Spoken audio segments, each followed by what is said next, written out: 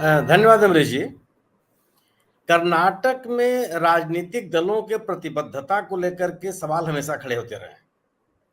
आज अगर आप देखिए, जो दोनों शीर्षस्थ नेता हैं कांग्रेस के और बीजेपी के, सम्मानित मुख्यमंत्री जी और सिद्धारमैया साहब, ये दोनों जनता दल से आए हुए हैं।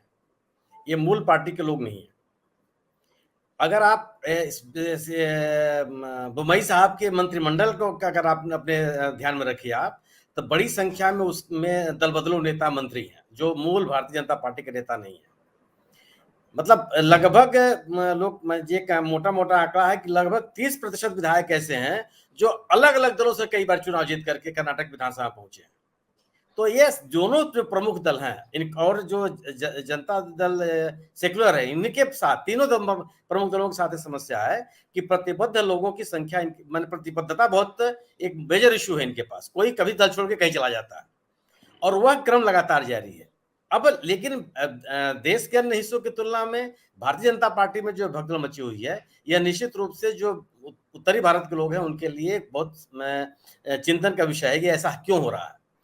एक तो यह है ना कि भारतीय जनता पार्टी में जो जिस तरीके से बड़े पैमाने पर नए लोगों को टिकट दिया गया और पुराने नेताओं को दरकिनार किया गया।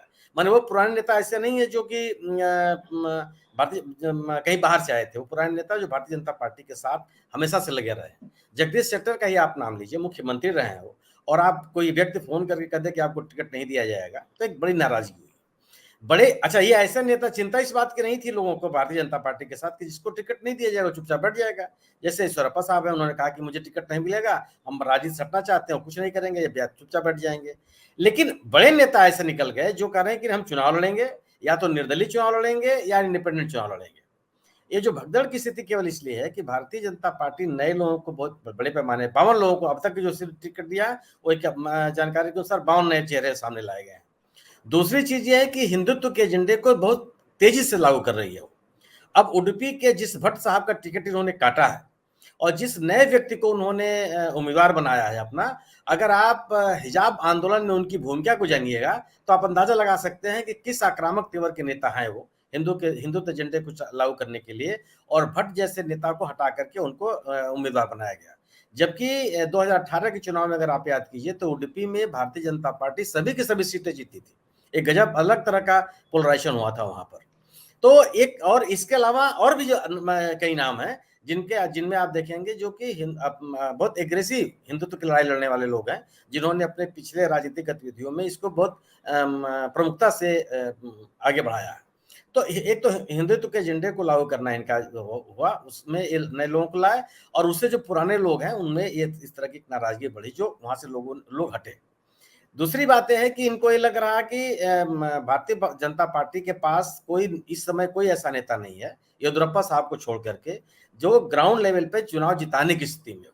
एक कोई किसी का नाम नहीं ले पाते। और बहुत सारा कुछ निर्भर करता है इनका सम्मानित प्रधानमंत्री जी के साथ। तो प्रधानमंत्री जी का परफॉर्मेंस निश्चित रूप से 2019 के चुनाव में बहुत अच्छा था। लेकिन मेरी अपनी समझ है, मैं गलत भी हो सकता हूँ, और जानकार लोग हैं कि 2019 का जो चुनाव था, वह चुनाव पुलवामा और बालाकोट की पृष्ठभूमि में हुआ था। इसलिए उस आधार पर यह कहना मुश्किल है कि भारतीय जनता पार्टी की उपलब्धि अपनी थी। जबकि उल्लेखनीय यह है कि सत्ता में रहने के बावजूद, सिद्धारमैया के शासन में रहने के बावजूद 13 से 18 तक जो 18 का चुनाव हुआ था, उसमें कांग्रेस का मत प्रतिशत भारतीय जनता पार्टी से ज्यादा था। सीटों की संख्या भले कम थी, लेकिन मत प्रतिशत ज्यादा था।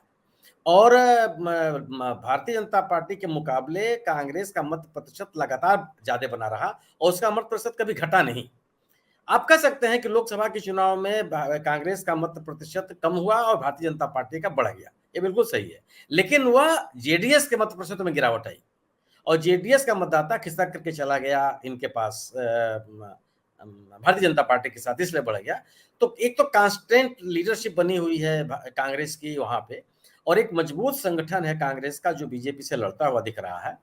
और जब यह उपेक्षा बढ़ी है भारतीय जनता पार्टी के परंपरागत और निष्ठावान कार्यकर्ताओं की जिसके बारे में लोग कह रहे हैं, उससे इनको ये लग रहा है कि कोई एक तो नेता को जिताने की स्थिति में नहीं है, एंटी इनकम्बेंसी जबरदस्त है, संगठन में विद्रोह की स्थिति है, जिन नेताओं को टिकट नहीं मिल रहा है, उसमें बहुत गिनती के लोग हैं जो चुपचाप बैठ रहे हैं, या तो विद्रोही उम्मीदवार हो रहे हैं, या वो किसी अन्य दूसरे पार्टी में शामिल होकर के चुनाव मैदान में उतरने की कोशिश कर रहे हैं। और इसलिए अब जब यह विद्रोह भारतीय जनता पार्टी के लिए भी नुकसानदायक साबित होगा कि माने एक-एक वोट का महत्व है। कोई ऐसा नहीं, आप अगर अधिकांश सीटों पर देखेंगे तो कोई बहुत बम्पर सीट जीत बहुत लोगों की नहीं हुई है। गिनती की सीटें हैं जहाँ पे बहुत मार्जिन जो है बहुत ज़्यादा रहा। थिन मार्जिन से जीतने वालों की संख्या ज़्यादा है और पार्टियां बहुत हो गई हैं। हमको आपको दिखती हैं केवल कि जनता दल यूनाइटेड, कांग्रेस और बीजेपी, AIM वहाँ पे है, केसीआर साहब वहाँ मौजूद हैं, आम आदमी पार्टी मौजूद है वहाँ पर, वामपंथी ही मौजूद हैं। तो एक-एक सीट जब महत्वपूर्ण हो गई, इतने में यह करीबन 1 दर्जन नेताओं का पार्टी छोड़ना और भारतीय जनता पार्टी के लिए निश्चित रूप से ये बड़ी चुनौती हो गई है। ऐसे में भगदड़ का कारण केवल यही है, वो एंटी इनकम्बेंसी, भ्रष्टाचार के मुद्दे को न रोक पाना और सरकार की तमाम असफलताएं और तमाम विधायकों के खिलाफ लोगों की नाराजगी।